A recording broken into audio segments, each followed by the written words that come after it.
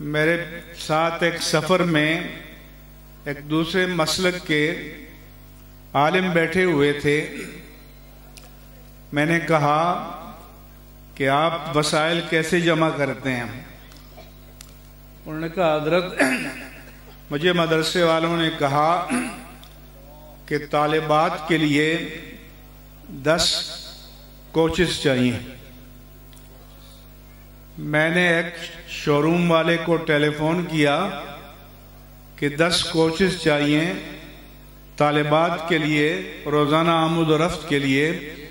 اس نے ایک دن مجھے فون کیا کہ 10 ڈرائیور بھیج دیں اور 0 میٹر کی 10 گاڑیاں لے جائیں.